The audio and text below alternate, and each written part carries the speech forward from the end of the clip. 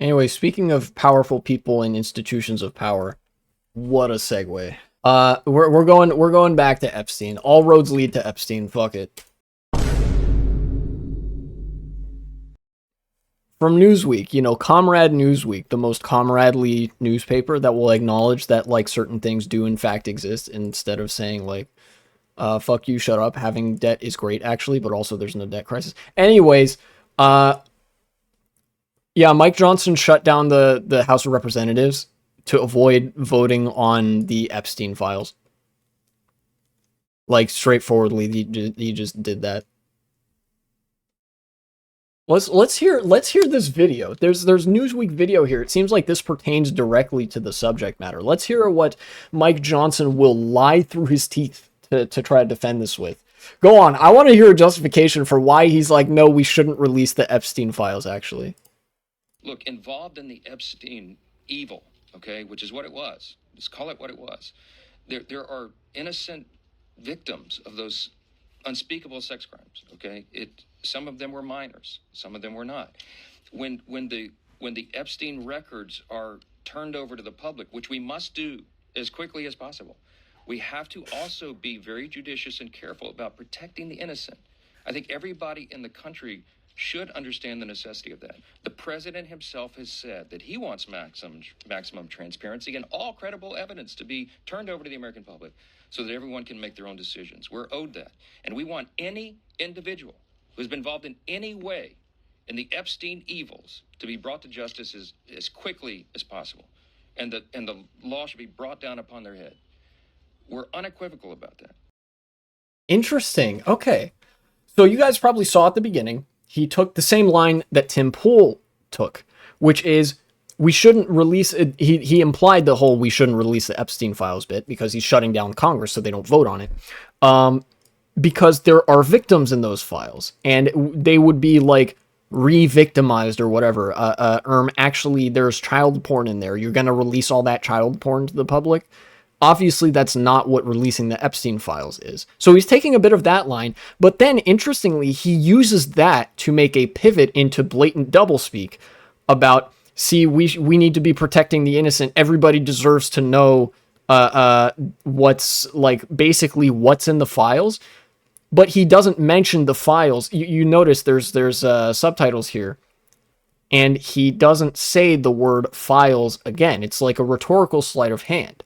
He mentions evidence, like all the evidence should be turned over to the American public or whatever, but he's shutting down Congress to avoid doing that. He's engaging in this kind of doublespeak to sort of throw sand in your eye, if that makes sense. And this could work with the Republican base, but it's obviously not going to work with anybody who has, like, regular-ass human intelligence. That's a good right-winger bit. The woke lefties want to release the Epstein files so they can see all the CP in there. Yeah, that is like genuinely, there are a couple of right-wing pundits that have gone with that rhetorical line. Mike Johnson is one of them. Tim Pool is another one. But then he's also going with, guys, the government is working on it. Which is, interestingly, that's what I think Russell Brand went with. It's either Russell Brand or like Alex Jones or something like that. And then like making up some shit that like the president, that President Trump said or didn't say or whatever. So that's what Mike Johnson has to say. We need to bring everybody involved in this to justice, which is exactly why we're not going to release the evidence. We need to release the evidence, which is why we're not going to vote on releasing the Epstein files to the public. Really, really great. Really great. Thank you. Speaker Mike Johnson is facing pressure over his decision to adjourn the House of Representatives before members could vote on releasing government files related to Jeffrey Epstein. On Tuesday, Johnson, Republican from Louisiana, announced an early adjournment for the chamber, which prevented a planned vote on the issue. The move has sparked bipartisan criticism from political figures. Why it matters. American politics has recently been rocked by the case involving Epstein, a convicted sex offender who died by suicide. All right, Newsweek, put some fucking air quotes around that shit. Jesus. And by suicide, he means like he died under really, really fucking suspicious circumstances where like the guards were on break, the cameras weren't working or something like that. Somebody had him killed, is the thing. Hey, I'm not voting against releasing the Epstein files. We're working on it, guys, so I'm just not going to vote on the Epstein files. Yeah, that's it. I'm not voting to against releasing the Epstein files because we canceled the vote on releasing the Epstein files. Kind of a pretty similar rhetorical line to what he was saying there. It's just less disguised, you know. Mike Johnson is actually a very competent politician. He's good at what he does. But he's equal parts snake oil salesman, spin doctor, and like Satan himself, and also extreme creep. Initially, the White House had ordered a review of the case and said it would publish names and evidence about Epstein's associates. Right, Trump campaigned on this. However, a July memo by the FBI and Justice Department said there was no Epstein client list after they had announced that they had the client list and it was on Pam Bondi's desk. And that no further charges would be brought. This is damning as hell. No further charges would be brought. Literally, they're not going to implicate anybody else in their pre-existing associations with Epstein. They're just not going to charge anybody else. Epstein was definitely Dr. King. He was going to incriminate too many people. Oh yeah, 100%. Like the memes from earlier were super relevant, where Republicans, in an effort to try to justify hiding the Epstein files, tried to outsource some kind of resistance to wanting to release the files by saying, well, you know, there are Democrats in there too, which there are. Publish the goddamn files. I want all of them to face the music. All of them. Republicans, Democrats, you have any idea how happy it would make me to see Bill Clinton face a fucking jury for like sex crimes and go to prison for life? I would coom.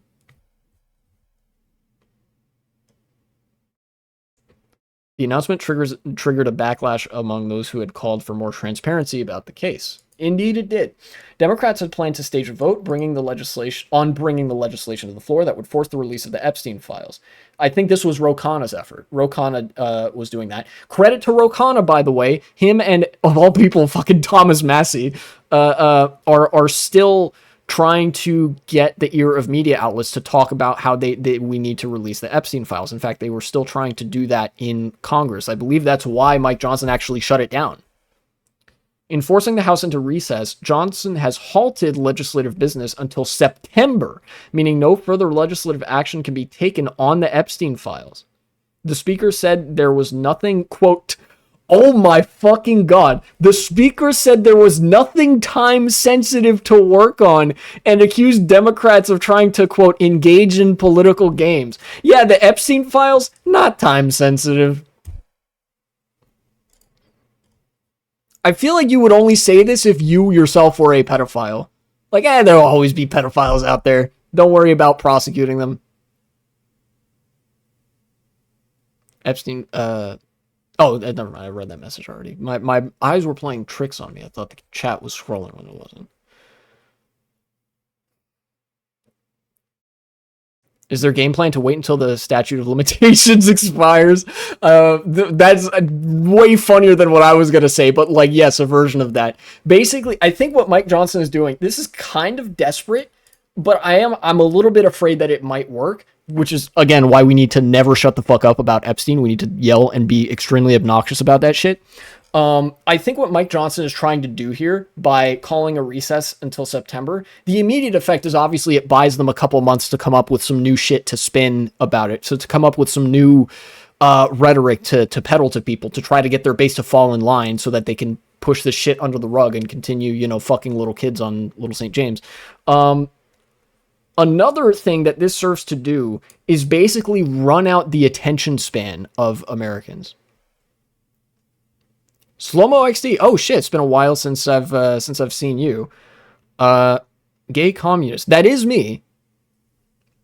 Another thing I think this serves to do, Mike Johnson shutting down the House of Representatives and canceling legislative business, is to try to run out the attention span of the American people. Basically, you remember how Democrats, when they were campaigning for president in 24, they were so fucking callously like, people will forget about Palestine. Like when people were making a big noise, like when people were protesting and stuff about Palestine, when Joe Biden was president, the Democrats were like, they'll get over it basically. They'll forget about it by the election.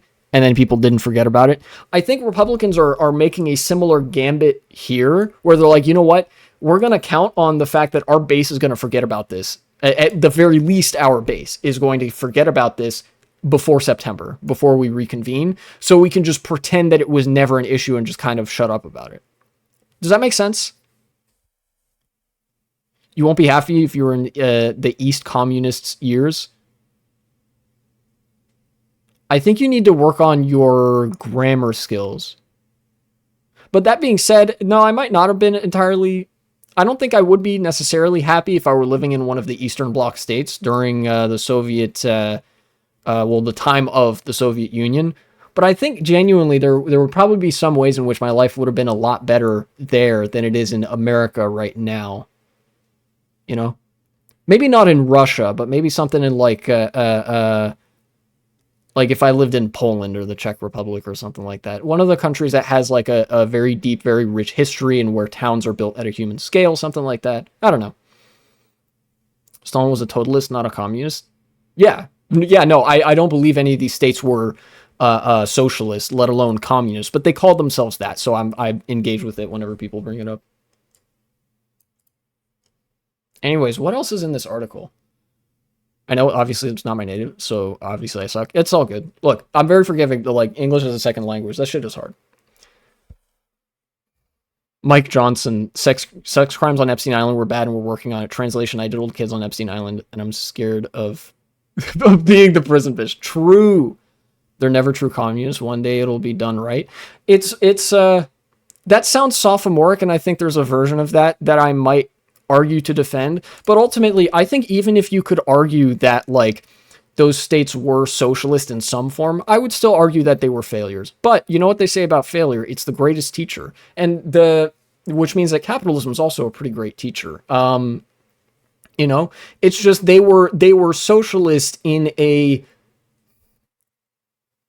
very early context, if that makes sense. The socialist revolutions happened basically like during a very still very formative phase of capitalism. Keep in mind the industrialization of Russia happened post-revolution. Russia was not industrialized when the Bolsheviks revolted in 1917 and 18, I think. And of course, if you look at a textbook definition of socialism, where it is worker-owned and controlled means of production, by that definition, then no, none of the Eastern Bloc states were socialist. You know, and it's not really. I've come around to this position. I don't think socialism or communism is something you can actually do in the span of one revolution, the way that Russia and many of the Soviet bloc states did. If they had revolutions, right? Maybe in very ideal circumstances, you might be able to. And I do think that revolution would be an inevitable component of it at some point, just because of how harsh institutional barriers are to any of the perennial issues that capitalist political economy faces. But no, ultimately, I think that you build the groundwork for socialism and a post-capitalist society the same way that the groundwork for a post-capitalist, or not post-capitalist, post-feudal capitalist society was built back in the day, which is to say one reform, one law at a time, with the occasional peasant revolt, the occasional, upper middle class revolt, things like that. There's obviously going to be a lot of violence involved because that's how society moves.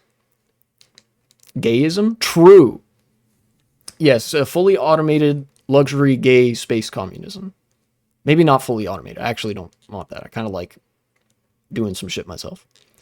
Problem with the Soviets is they replaced the czars instead of destroying and reforming the structure of Russian society. Then Stalin came along and apparently suffered from severe psychotic episodes and was generally a very disturbed person. Yeah, that among the many problems that Russia experienced, those were definitely some of them. Where the Soviets, Soviet like party officials kind of assumed positions in a pre-existing structure instead of deconstructing that structure.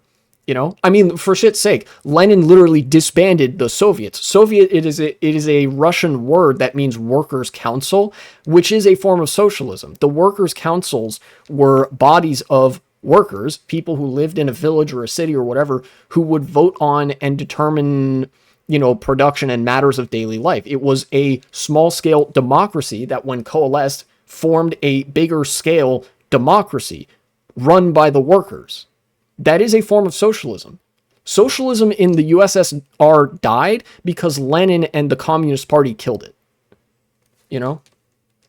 There's a lot of interesting stuff in the early history of the Soviet Union. Yeah. Anyways, sorry, that's a little bit of me getting sidetracked. Let's get back to Mike Johnson making excuses for why he's not going to release the Epstein files. In response to Johnson's decision, various members of Congress and other political figures took to Twitter to criticize the speaker. I'm not calling it X unless I do the "it's X, the everything" app bit. Representative Thomas Massey, a Republican from Kentucky, wrote, "At Speaker Johnson, why are you running cover for an underage sex trafficking ring and pretending this is a partisan issue? MAGA voted for this." Thank you, Thomas Massey. Very cool. Rare critical support in this one instance. Cool. Former Representative Justin Amash from Washington, a self-styled libertarian Republican, wrote, "Fire Mike Johnson." Yeah, a lot of the libertarians are really mad at this because the libertarian Republicans have a reputation, not so undeservedly, of being more the tinfoil hat wearing types, and they were all a lot of people who were very vocal online. I remember this because I've seen a lot of the shit. Very vocal about how Epstein didn't kill himself. Very rare instance of agreement between people on the left and people on the right. Was it nah, dog, this is way too sus for any of this to have been just a haha, he killed himself in a period of time where the guards were all taking a break at night when he was due for some kind of supervision, and also the cameras weren't working. Really, you got to be a little bit more convincing than that. So yeah, the libertarians aren't happy with this either. Fox News broadcaster and Democratic strategist. What the fuck is this combination? Fox News broadcaster and Democratic strategist. What the fuck? Nightmare blunt rotation. Wrote, "Mike Johnson is terrified of Trump and what might be in the Epstein files." They're not wrong. The GOP's contempt for the American people couldn't be more obvious. I think anyone who's not an embedded career politician or beholden to these elite politicians are mad about this. It's not a partisan issue. That I think there's a version of that is true. Yeah. Even though I will argue till my dying breath that fascism is a necessarily pro-pedophilia ideology, not every fascist politician is fully down that pipeline, right? And not every right-wing politician is either. So yeah, there are going to be a lot of politicians that aren't part of that upper echelon where Donald Trump, Bill Clinton, Chuck Schumer, and all the rest of those people reside, that are genuinely upset at this. People who actually aren't implicated and are wow, it's kind of fucking crazy that there's this sex trafficking pedophile extortion ring that has such a hold over basically the people that own and run society. We should make all these people face the music, and that for once, it's a rare thing that transcends the boundaries of certain ideologies. The right wingers, they love their conspiracies. For once, we have a genuine, actual, legitimate conspiracy on our hands. So they're diving in. And obviously the left does not does not like people who are extremely powerful and fuck children and, autocratically determine what happens to all the rest of us, Following days of backlash from his MAGA supporters, President Donald Trump said on July 15th that Attorney General Pam Bondi should release whatever she thinks is credible regarding the case. He also asked the Justice Department to release grand jury testimony about Epstein. This is another gambit that I think the administration is running. The way this is worded, whatever she thinks is credible, implies that I think what they're going to do is try to release just enough to sort of placate the base without actually implicating anybody. They're going to try to release it without actually releasing it, and then of course this grand jury testimony, I think is with Ghislaine Maxwell. And I think that they're going to try to cut a sweetheart deal where she doesn't really implicate anybody. She says nope, it was just me and Epstein, smiley face. Nobody else, definitely not Trump or Bill Clinton. Maybe they'll implicate Bill Clinton. I don't know. Couldn't they just edit it where only look where it only looks like Democrats are on it. Possibly, it's possible they could use like a redacting function. They could like redact parts of the client list that implicate other politicians and stuff like that.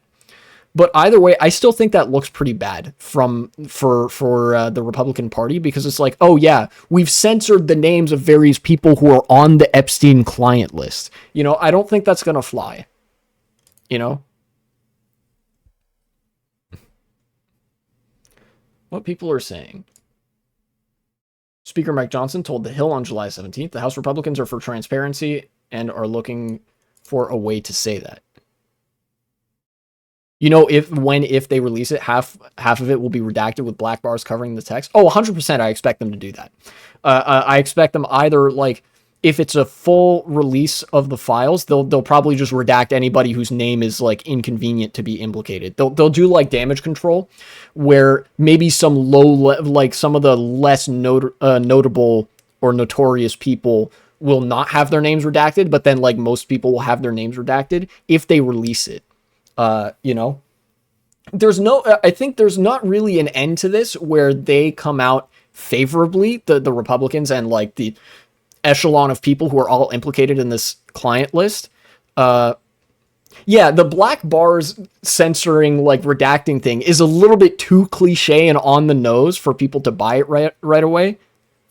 They'll call them president number 1, number 2, prime minister number 4, senator number 7. That's possible. They'll like, they might do that kind of redacting of information. Genuinely, I think that like the only real way for them to get away from this without all of them like facing the music is for them to be successful in like making their base forget about it. Right?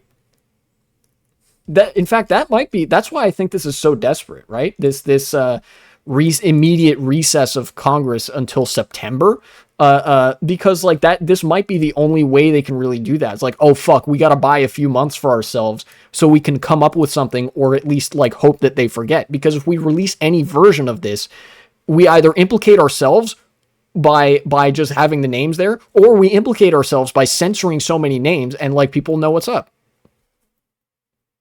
Yeah, if you've heard anybody who's like remotely conspiratorially inclined talk about this, they'll know what's up instantly.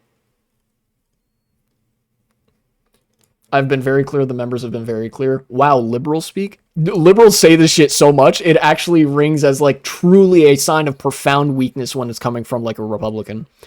The House Rules Committee Republicans have been taking incoming criticism because they voted to stop the Democrats' politicization of this. Bro, it's only politicized because you oppose the release of these files. There are a number of Democrats that are saying, hey, you should release these files. And the Republicans are saying, no, don't release the files. You're making it political. They're trying to stick to their job and move the procedural rules to the floor so we can do our work and get the rescissions done for the American people. They're for transparency, just as we all are. We're looking for ways to express that. That's all it is. That's all it is. Please don't ask any more questions about Epstein. He's really trying to pivot away from that. You know, God, it's got to be really desperate when the Republicans are retreating into like, you know, we've all been very clear on this, and then like deferring to rules and procedures. God damn, they're like shitting themselves over this. The House is set to reconvene in September. Deputy Attorney General Todd Blanche has requested the unsealing of transcripts from grand jury proceedings that resulted in indictments against Epstein and his longtime associate, the imprisoned British socialite Ghislaine Maxwell. I think this is another thing where they're trying to like give some kind of red meat that isn't actually revealing of anything, you know? Imagine they say you can't explore this. That'd be taking your ideology too far. Damn.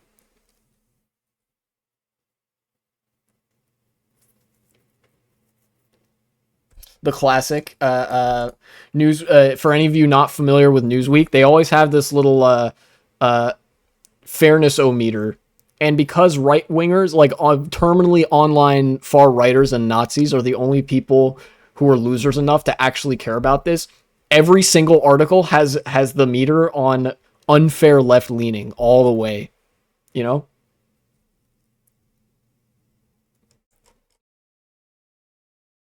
But you know, they might be in for a shock when well, I imagine they've already been in for the shock, but like, you know, reality is left leaning. Hate to break it to some people out there. Literally optimize critical thinking.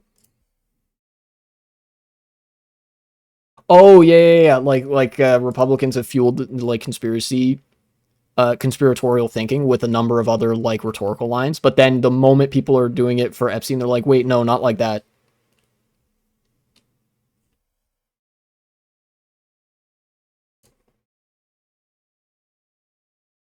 Bro, why does his face look like that? Why he look like that? Damn.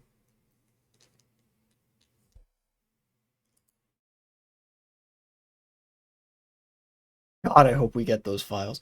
I honestly like I want to do a little bit of like conjecture and projecting out certain scenarios, right? Because that's fun, but I don't think it's like immediately useful. Genuinely, actually, no, I do think it's useful. There's a version of this that is useful.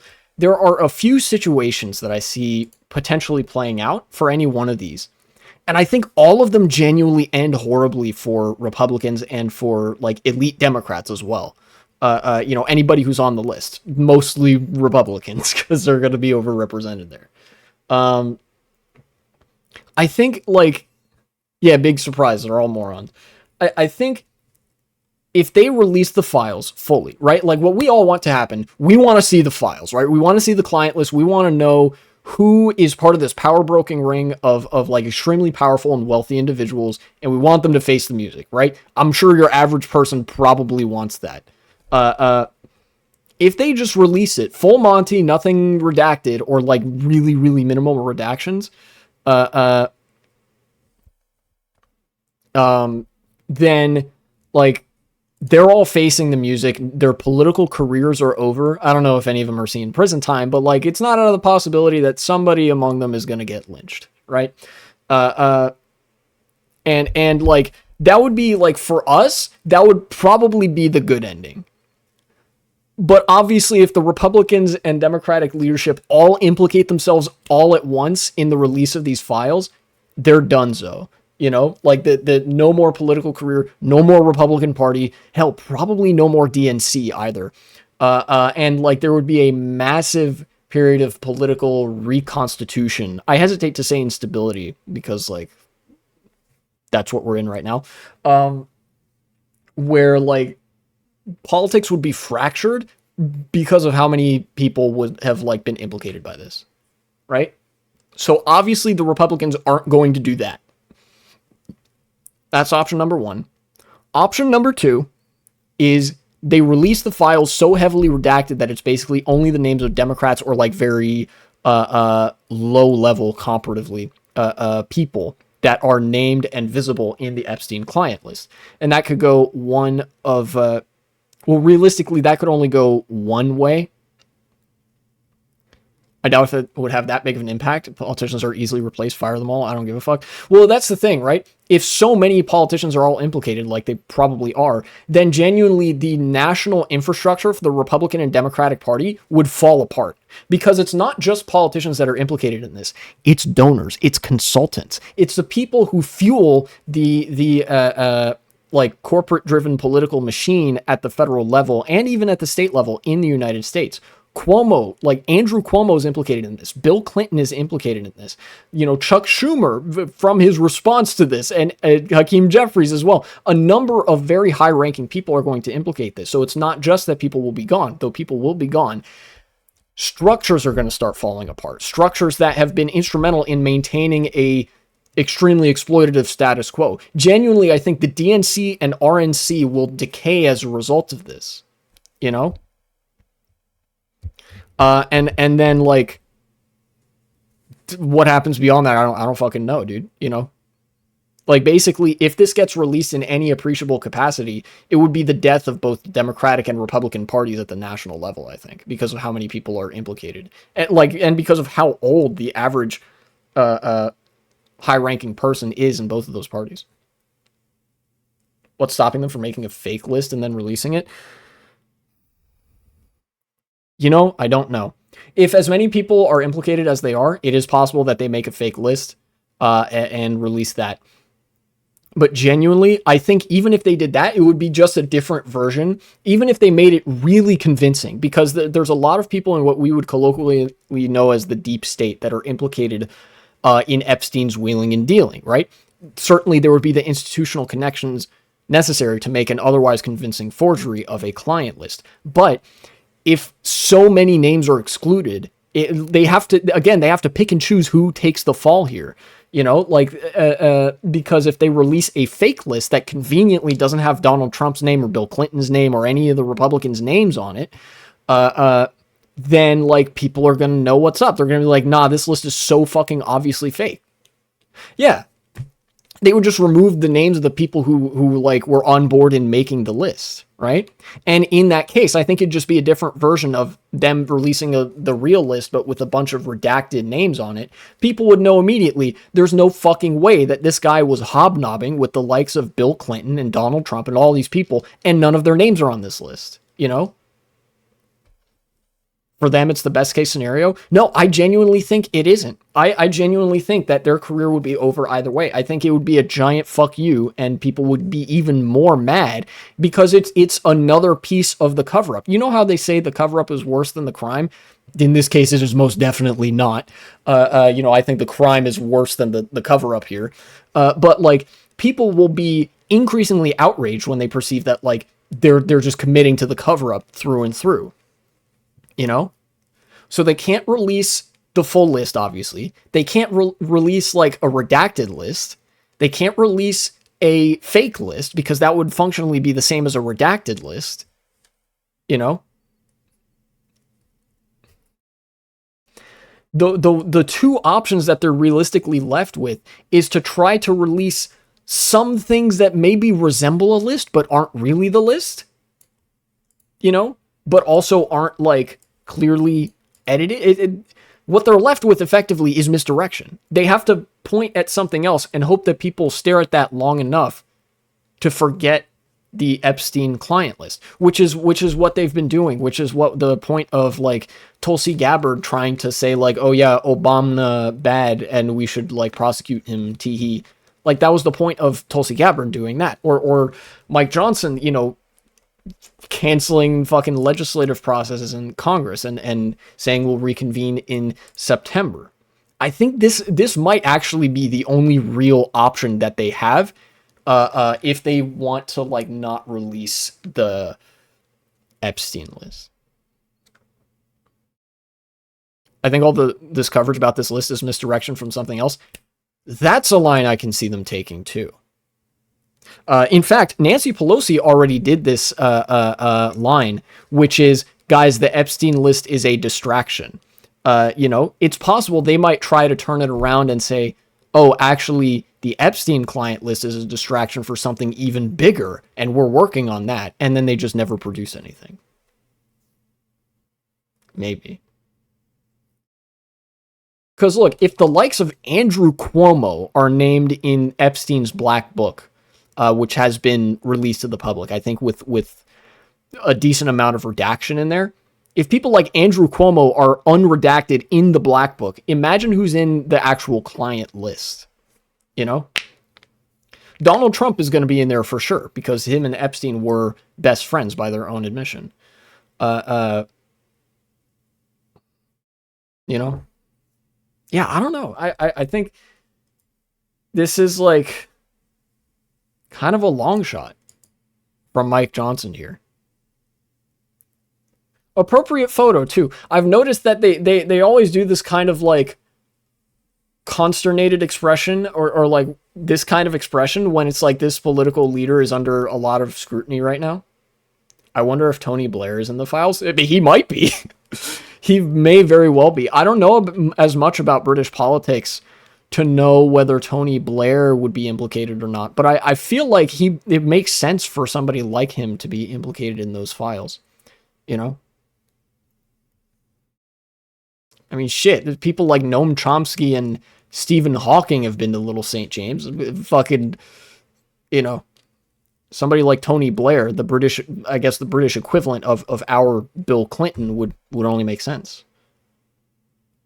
You think there's a physical list of clients compiled by Epstein? Seems like that would be too dumb for him to have a physical list with those names. No, I actually think that a list, it might not be physical, I don't know, but I think a literal list of clients would actually be very smart for Epstein to have, because he was in the business of power broking, right? It's, he ran a pedophile ring, but also it's an extortion ring. The way that an extortion ring like that works is that you are all engaging in some extremely heinous criminal behavior, and you, as the power broker, in this case Epstein, have a list of names of people that you are prepared to implicate if something goes wrong. Yeah, it was good for blackmailing purposes, so you have to have that kind of list of people readily available, because that's what gives you power over other powerful people, to have them all on a single list so they would all be exposed together. He could have had it in like a number of different places as well. Like I don't, I don't know the details of being a sex pest financier power broker, right? But like, I think it's like, it only makes sense for there to be a list of clients for like accounting purposes. If you're an accountant, like Epstein nominally was, a financier, you kind of have to have a master list of people that you worked with, right?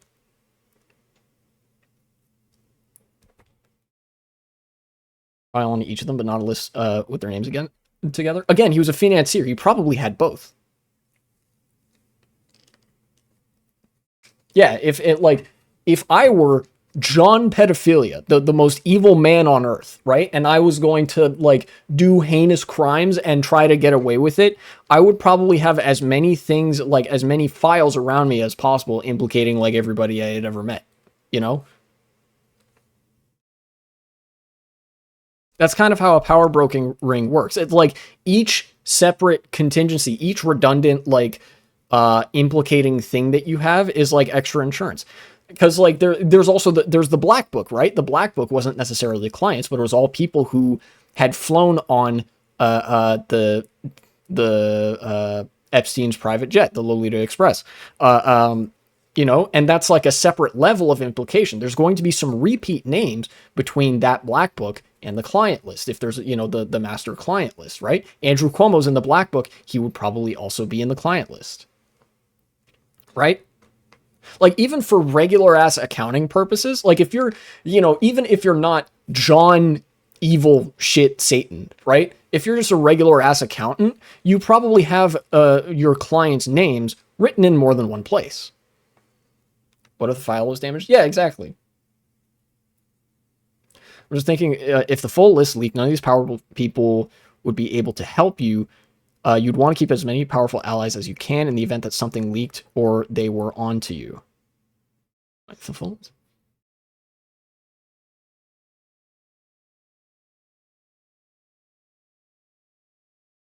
Or they was probably operating on the assumption you'd never be caught or held to account. Yeah, I think Bogo's been to address what you're saying there. It kind of a real cryoraptor that kind of helps to address that, I think, because like you like, first of all, obviously there's a lot of security shit that you would probably do if you were a power broker and had the list of a bunch of powerful people. Yes, if they get leaked all at once, you would like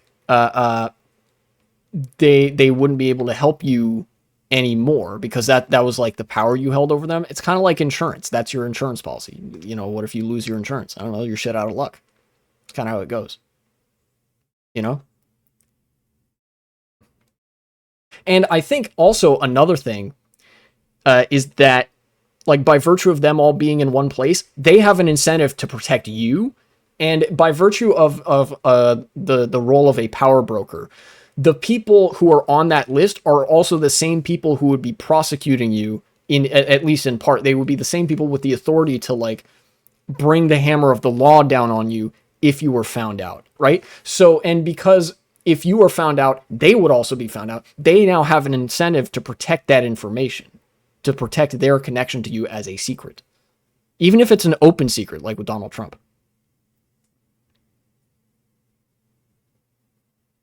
So many people wants to be a good weapon against the government. Yeah, because it's like fucking attorneys general and like politicians, business people, people who have real ass power in America and in other countries, you know?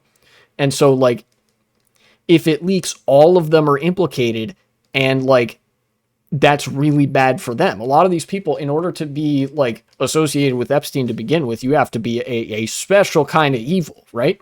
So it would obviously also be in their interest to cover that up, you know? Be like, if you try to take me down, I'll take down everything all at once before you can stop me. Yeah, exactly. I don't know. Look, it's kind of crazy that this has captured the attention of America in the way it has, right? Like even something as dramatic as ICE, like immigration agents just black bagging people and disappearing them and shipping them out to like different federal facilities and eventually to like CCOT or someplace. Even that doesn't get as consistent and long-standing attention as something like this. But I feel like this is just so, this is such an implication of like the system and the people who run it that like this is not going to easily go away. I'll say that much. So anyways, like I said with any other political issue, you keep being loud and annoying about this, right? You can it's funny, you can almost tell who's implicated and who's not by like how they're reacting to this information, right? Like especially if they're in a position where it makes sense to them for them to be implicated or not. There are some politicians who have reacted to this in such a way that it's like, okay, they're obviously not on the list. Otherwise, they wouldn't be like calling for the release of it and doing things that could potentially actually get it released. Ro Khanna, Don Beyer of all people, who's my representative, is centrist fuck on some things, like really ineffective on some things, but on this one he was like, yeah, I wonder, you know, why Mike Johnson is suspending all activities in the House of Representatives, you know. Thomas Massey, Ro Khanna, Don Beyer, AOC, you know, Maxwell Frost, John Ossoff, just to name a few. These are people that are not, like, definitely not implicated on the list because of like how they've reacted to this information. It's tempting to sort of engage in the sort of conspiracy of like, oh, but what if they're strategically reacting this way to blah, blah, blah, blah, blah. People aren't actually that smart, you know? I feel like there's not much else for me to say. I think I've said just about all I can about like the Epstein client list and all the shit that's going on there. Like, keep yelling about this shit. Yell at your like representatives and senators, like, release the fucking Epstein client list, dude. You know, we need to know who all was part of this power broking, like, sex trafficking blackmail ring, you know? Because that keeps it in the public consciousness, and that runs more like, look, the right wing wants Epstein and his clients exposed because they hate Jewish people and also they love conspiracies, right? At least those are the two different, not all of them believe both of those at the same time, but those are the two prevailing sentiments on the right. The left wants the Epstein client list released and all the clients exposed and like implicated because we fucking hate the powerful and like the uber wealthy and people who have like hollowed out society so they can engage in sex crimes for fun, smiley face, while all of us like die. Part of me wants it to happen just to see all the chaos. I kind of want to see it happen too. This is it because pedophilia isn't nice. Yeah, because pedophilia is bad and sex crimes are bad. You know, ostensibly people on the right actually believe that too, which is crazy. I guess your average right-wing normie may or may not believe that. Yeah.